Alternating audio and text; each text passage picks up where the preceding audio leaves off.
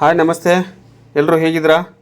ಇದು ನಾನು ಬಜಾಜ್ ಬಳ್ಳಾರಿಯ ಸುಧಾ ಕ್ರಾಸ್ನಲ್ಲಿರ್ತಕ್ಕಂಥ ಬಜಾಜ್ ಶೋರೂಮ್ನಲ್ಲಿ ಪಲ್ಸರ್ 125 ಬೈಕನ್ನು ನಾನು ಖರೀದಿ ಮಾಡಿದ್ದೀನಿ. ಈ ಫಸ್ಟ್ನೇ ಸರ್ವಿಸಿಂಗ್ ಬಿಡೋ ಸಮಯದಲ್ಲಿ ನಾನು ಒಂದು 750 ಕಿಲೋಮೀಟ್ರ್ ಒಳಗಡೆನೂ ಸರ್ವಿಸಿಂಗ್ ಮಾಡಿಸ್ಬೇಕಂತ ಹೇಳಿದರು. ನಾನು ಗಾಡಿ ಬಿಟ್ಟು ಹೋಗಬೇಕಾದ್ರೇ ಸರ್ವಿಸಿಂಗ್ ಅಂತ ಬಿಟ್ಟು ಹೋಗಿದ್ದೀನಿ. ನೆಕ್ಸ್ಟು ನಾನು ಕೇಳ್ಕೊಂಡು ಸಹಿತ ಹೋಗಿದ್ದೀನಿ. ಇವತ್ತು ಅದು ಆಯಿಲ್ ಸಹಿತ ಫ್ರೀ ಇರುತ್ತೆ ಮತ್ತು ಸರ್ವಿಸಿಂಗ್ ಸಹಿತ ಫ್ರೀ ಇರುತ್ತೆ ಅನ್ನೋ ಥರ ಒಬ್ಬರು ಹೇಳಿದರು. ನಾನು ಹಂಗಂತ ತಿಳ್ಕೊಂಡು ನಾನು ಗಾಡಿ ಬಿಟ್ಟು ಹೋಗಿದ್ದೀನಿ. ನಾನು ಬರೋದ್ರ ಹೊರಗಡೆ ಗಾಡಿನ ನಾನು ಹೇಳಿರ್ತಕ್ಕಂಥದ್ದು ಗಾಡಿ ಹಿಂದಿಲ್ದ ಚಕ್ರ ಶೇಕ್ ಆಗುತ್ತೆ, ಮತ್ತು ಇನ್ನೊಂದು ಫೋಕಸ್ ಲೈಟು ಬೀಳ್ತಾ ಇಲ್ಲ, ಮತ್ತು ಇದೊಂದು ಬ್ಲೂಟೂತ್ ಕನೆಕ್ಟ್ ಆಗ್ತಾ ಇಲ್ಲ ಅಂಥೇಳಿ ನಾನು ಹೇಳಿ ಹೋಗಿದ್ದೀನಿ.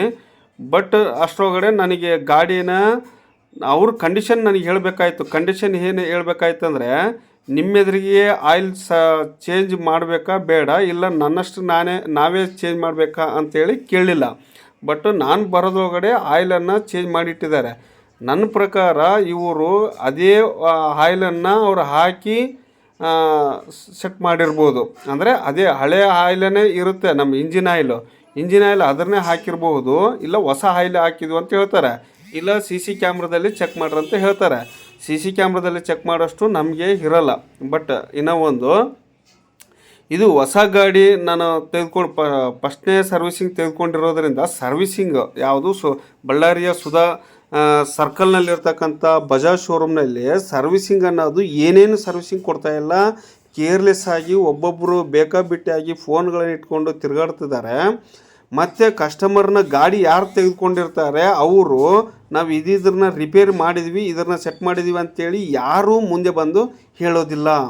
ಈ ಗಾಡಿನ ಇದು ರಿಪೇರ್ ಮಾಡಿಸಿದ್ವಿ, ಇದು ಆಯಿಲ್ ಚೇಂಜ್ ಮಾಡಿಸಿದ್ವಿ, ಅದಕ್ಕೆ ಪ್ರೂಫ್ ನಾವು ಆಯಿಲ್ ಹಾಕಿದ್ದೀವಿ ಅನ್ನೋದು ಖಾಲಿ ಡಬ್ಬೆ, ನಾವೇನು ಅದು ಆಯಿಲ್ ಡಬ್ಬೆ ಆದರೂ ತೋರಿಸ್ಬೇಕಾಯ್ತು. ಯಾವುದೂ ತೋರಿಸ್ಲಾರ್ದೇ ಅವರು ನಮಗೆ ಕೊಟ್ಟಿದ್ದಾರೆ. ಗಾಡಿ ಕೊಟ್ಟ ಮೇಲೆ ನಾವು ಕೇಳಿದ್ವಿ, ನಮ್ಮ ಎದುರಿಗೇನೋ ನೀವು ಆಯಿಲ್ ಚೇಂಜ್ ಮಾಡಬೇಕಾಯ್ತಲ್ವ ಅಂತ ನಾವು ಕೇಳಿದರೆ, ಇಲ್ಲ ನಾವು ನೀವೇ ಎದುರಿಗಿದ್ದು ನೀವು ಚೇಂಜ್ ಮಾಡಿಸ್ಕೊಳ್ಳೋಂಗಿದ್ದಿದ್ರೆ ನೀವು ಎದುರಿಗಿದ್ದು ನೀವು ಮಾಡಿಸ್ಕೋಬೇಕಾಗಿತ್ತು. ಈಗೆಲ್ಲ ನಾವು ಹಾಕಿಬಿಟ್ಟಿದ್ವಿ ಮುಗೀತನ್ನೋ ಥರ ಹೇಳ್ತಾರೆ. ಆಯಿಲ್ ಹಾಕಿದಾರೋ ನಮ್ಮ ಹಳೆ ಆಯಿಲೇನೇ ಕಂಟಿನ್ಯೂ ನಾವು ಹಾಕಿಬಿಟ್ಟಿದ್ವಿ ಅಂತ ಅದನ್ನೇ ತೋರಿಸ್ತಾರೋ ಗೊತ್ತಿಲ್ಲ. ಫಸ್ಟ್ನೇ ಸರ್ವಿಸಿಂಗ್ಗೆ ಆಯಿಲ್ ಚೇಂಜ್ ಮಾಡಲೇಬೇಕಂತ ಹೇಳಿದ್ದಾರೆ.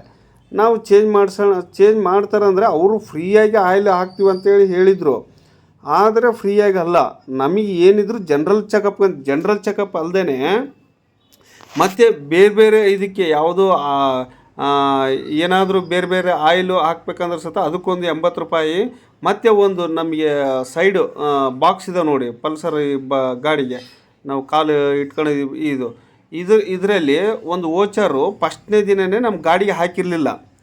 ಫಸ್ಟ್ನೇ ದಿನವೇ ಶೋರೂಮ್ನಿಂದ ಬರಬೇಕಾದ್ರೇ ಒಂದು ಟೈಟ್ ಇಟ್ಕೊಳಕ್ಕೆ ಅದು ವೋಚರೇ ಹಾಕಿಲ್ಲ, ಆದರೆ ರಬ್ಬರ್ ವೋಚರ್ ಅದನ್ನು ಈಗ ಹಾಕಿದರೆ ಮತ್ತು 3 ರೂಪಾಯಿ ಅಂತಂದರೆ ಅವನು ಶೋರೂಮಿಗೆ ಬರಬೇಕಾದ್ರೆ ಗಾಡಿ ಕೊಟ್ಟಿಲ್ಲ ಅಂದಮೇಲೆ ಈಗ ಮತ್ತೆ ಚಾರ್ಜ್ ಆಗ್ತಾನೆ.